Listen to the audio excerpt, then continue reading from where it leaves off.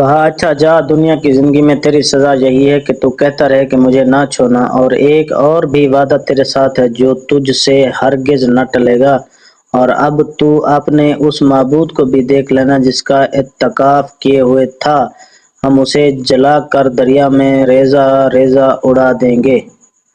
اصل بات یہی ہے کہ تم سب کا معبود برحق صرف اللہ ہی ہے، اس کے سوا کوئی پرستش کے قابل نہیں، اس کا علم تمام چیزوں پر حاوی ہے۔ اسی طرح ہم تیرے سامنے پہلے کی گزری ہوئی وارداتیں بیان فرما رہے ہیں، اور یقیناً ہم تجھے اپنے پاس سے نصیحت عطا فرما چکے ہیں۔ اس سے جو منہ پھیر لے گا وہ یقیناً قیامت کے دن اپنا بھاری بوجھ لادے ہوئے ہوگا جس میں ہمیشہ ہی رہے گا، اور ان کے لیے قیامت کے دن بڑا برا بوجھ ہے۔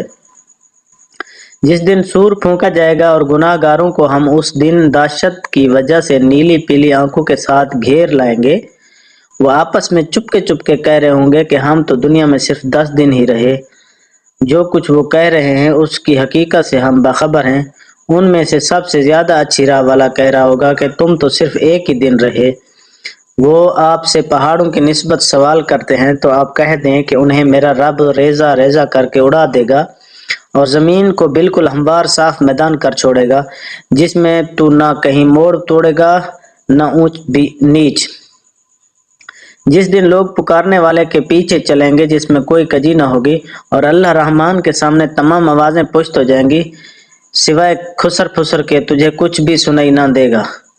اس دن سفارش کچھ کام نہ آئے گی مگر جیسے رحمان حکم دے اور اس کی بات کو پسند فرمائے۔ جو کچھ ان کے آگے پیچھے ہے اسے اللہ ہی جانتا ہے، مخلوق کا علم اس پر حاوی نہیں ہو سکتا۔ تمام چہرے اس زندہ اور قائم دائم اور مدبر اللہ کے سامنے کمال عاجزی سے جھکے ہوئے ہوں گے۔ یقیناً وہ بردباد ہوا جس نے ظلم لاد لیا، اور جو نیک عمال کرے اور ایمان والا بھی ہو تو نہ اسے بے انصافی کا کھٹکا ہوگا نہ حق تلفی کا۔ اسی طرح ہم نے تجھ پر عربی قرآن نازل فرمایا اور طرح طرح سے اس میں ڈر کا بیان سنایا تاکہ لوگ پرہیزگار بن جائیں یا ان کے دل میں سوچ سمجھ تو پیدا کرے۔